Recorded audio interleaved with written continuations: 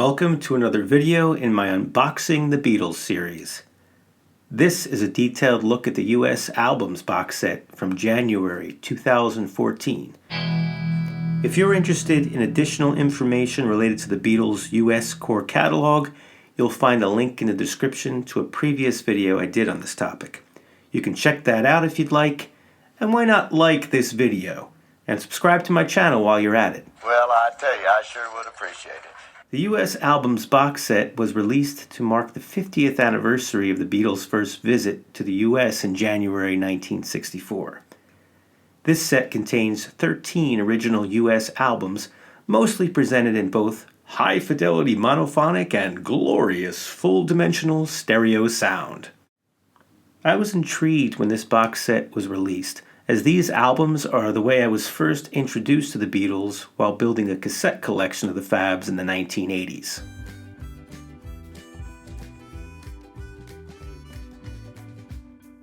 The front cover of the box is adorned with a 1964 portrait of the Beatles posing in front of the American flag. Surprisingly, there's no information included to credit the photographer or provide the location of this photo. Comment below if you have any information on this. A removable glossy backing sheet was affixed by shrink wrap when I first purchased this item. The sheet provides a summary of what is included, as well as the official website of the Beatles, trademark and licensing information, the standard FBI anti-piracy warning, and a barcode. Beneath the backing sheet, the back of the box mimics the front, while the top and one side of the box features the Drop T Beatles logo and U.S. album's title. The opposite side features the Apple logo, and the bottom is blank. Although slightly wider, the U.S. album's box design matches the style of the 2009 In Mono CD box set. Here are those two collections side by side.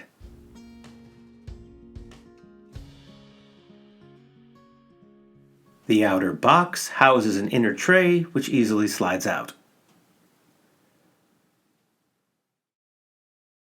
For easy access, the replica miniature LPs are stacked upright in chronological order. The box itself is a high-quality, heavy cardboard with a glossy finish. A removable piece of foam is included in the inner tray to provide an extra bit of padding for the mini albums to rest on. A hefty 64-page booklet with a nice glossy cover is included as overall liner notes to this collection.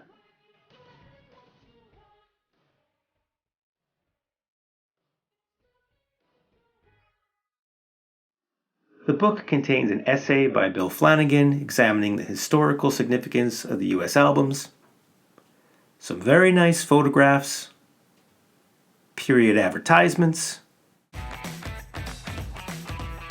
a display of U.S. 45s, and production notes. Also provided is information on each individual album, including the release date and chart position, a track listing, composition credits, and the display of an album-related single. Of course, relevant credits are found at the end of the book, including the same mastering personnel who gave us the 2009 remasters. More on that later. And how about that back cover? Fantastic! As was included with many post-2009 Beatles releases, the ubiquitous advertisement for the '09 remasters is included. After all, hearing is believing. The reverse side of this single sheet encourages fans to immerse themselves in the Beatles' Cirque du Soleil show, Love. The mini LP replicas were designed with the same level of care and attention to detail as those of the In Mono box set. Beautifully done. Here's a look at the individual albums this set contains. Meet the Beatles. The Beatles' second album. A Hard Day's Night, original motion picture soundtrack. Something New. Exclusive to this set, The Beatles Story. Beatles 65. The Early Beatles. Beatles 6. Help, Original Motion Picture Soundtrack. Rubber Soul. Yesterday and Today. Revolver. And finally, the 1970 compilation album, Hey Jude. Notable omissions to this box set include the 1964 VJ album, Introducing the Beatles, which has never been officially released on CD, and the 1967 Capitol Records version of Magical Mystery Tour. While the former would have repeated many of the tracks already included, and the latter is widely available as part of the Beatles' standard catalog, they would have been nice additions to this set. Excluding the interview tracks and the non-Beatles instrumentals from the soundtrack albums, this set contains 121 unique songs of the 215 that make up the U.S. core catalog, clocking in at over 5 hours of Beatles music. All of the miniature vinyl sleeves in this box set faithfully recreate the original U.S. LP releases down to the finest detail, including inner sleeves.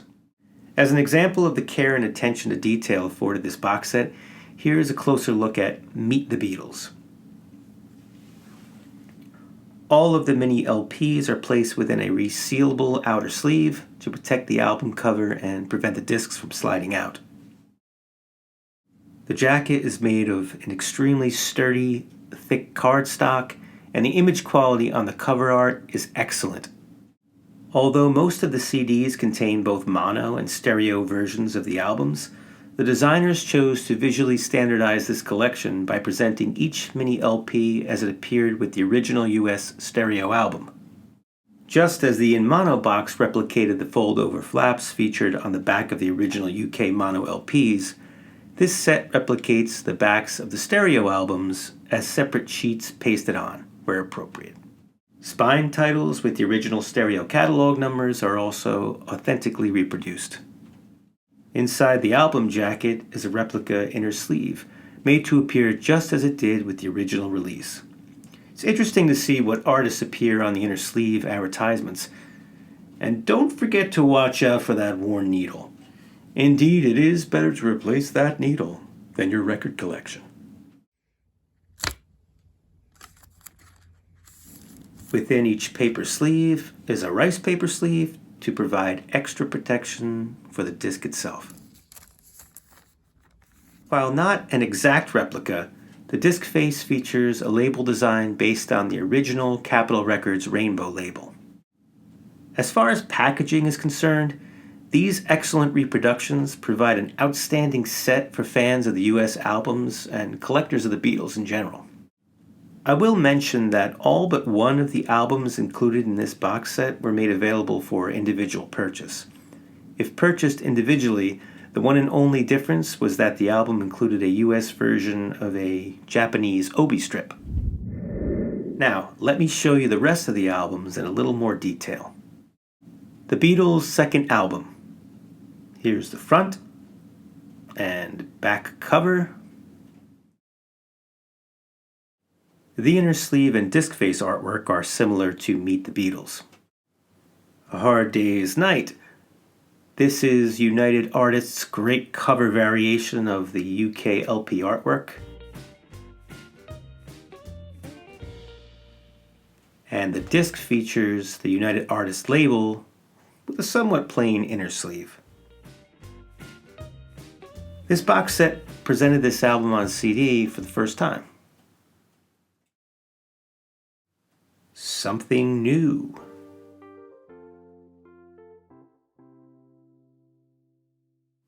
The inner sleeve is a variation on the previous Capitol sleeve shown, but in a different color.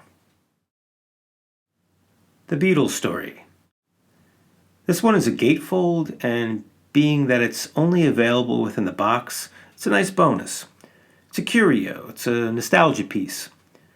I doubt it would have sold very much as an individual release, so I'm glad it was at least included as a member of this box set. As somewhat of a completist, I'm quite happy at this album having been presented on CD for the first time in this box set. Also, this is one of 2 CDs in this set presented as stereo mix only.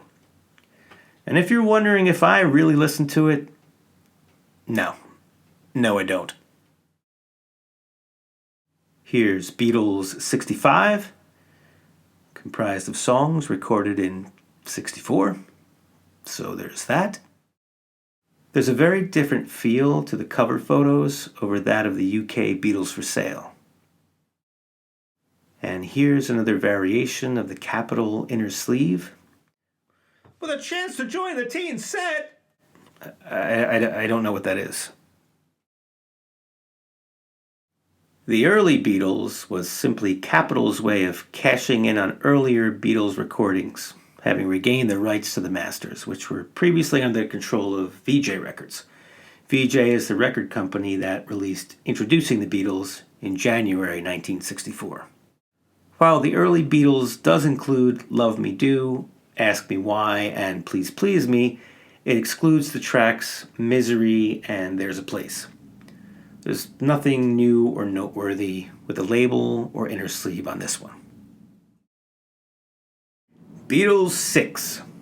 I've always liked this album. Here's another inner sleeve variation.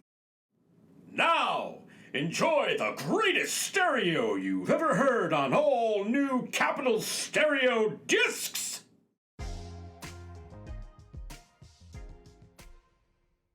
Help is a highlight of this collection. It features a great variation on the UK album cover, a nice back cover photo from the Bahamas, and it's a gatefold, or what was touted as a souvenir album, featuring photos from the film, a synopsis, and a short essay.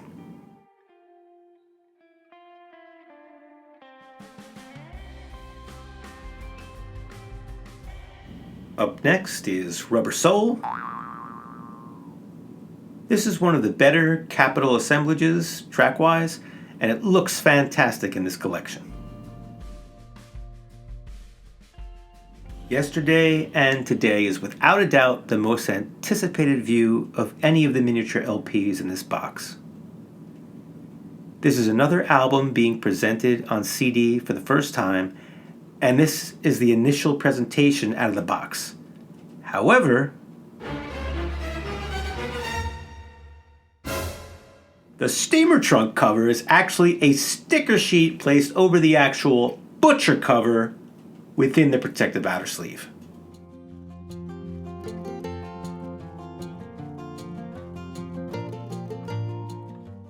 Now this is an actual sticker, which can be peeled and placed over the fixed cover.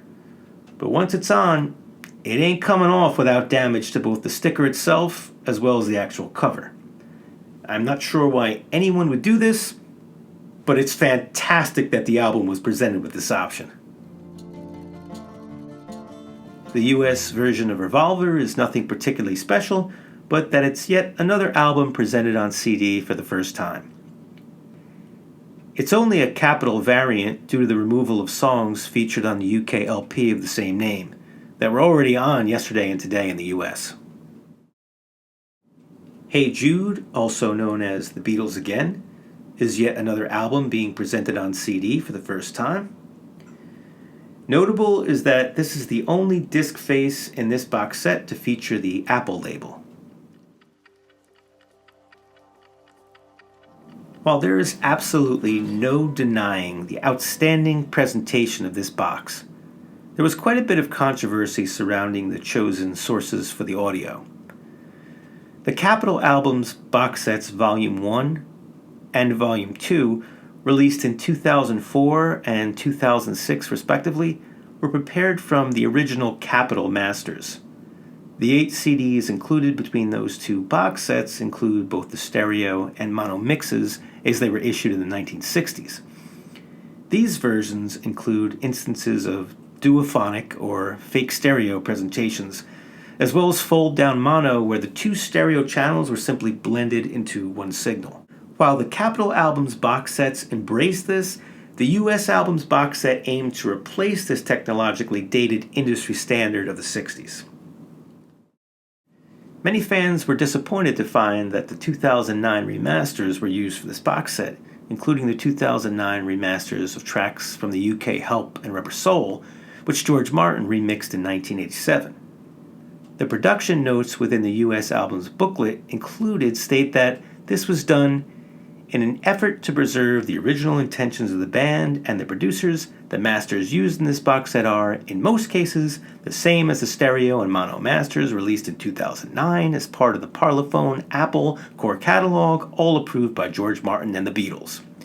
All the duophonic mixes have been replaced with the approved stereo mixes when available, and some mono mixes in the few instances where no true stereo mix exists. Like it or not, it's a solid argument. While these albums are not technically the authentic versions of the U.S. albums the way they were originally released, they do maintain certain key elements. For example, the extra verse is included on the mono version of I'll Cry Instead, featured on both A Hard Day's Night and Something New. She's a Woman and I Feel Fine are still drenched in reverb on the mono version of Beatles 65. And the stereo version of I'm Looking Through You on Rubber Soul retains the false start. In fact, there are many examples of maintaining unique elements, if for nothing else, for posterity. While they're not all present, I'm looking at you, stereo version of Roll Over Beethoven from the Beatles' second album. That simply makes this box set a mixed bag. But overall, the sound quality is great, and we get over half the Beatles catalog in both mono and stereo in one set. The real tragedy is that there was not a third installment of the Capitol albums. Had all the Capitol albums been released on CD, having been prepared from the original masters, fans may not have been so decidedly against the chosen remasters on this fantastic U.S. albums box set. Alas, the Capitol albums Volume 3 will most likely never surface. But we can still enjoy what we have and retain a bit of that U.S. claim to helping the Beatles conquer the world. Whether it be the original U.S. LPs, the Capitol albums box sets, or the U.S. albums box set, let's continue to give these albums a listen. Heck, I may even give those old cassettes another play. Anybody got a pencil? Thanks for watching, and please be sure to subscribe if you haven't already. You've made it this far. Go the distance. It's the bloody Beatles in the USA.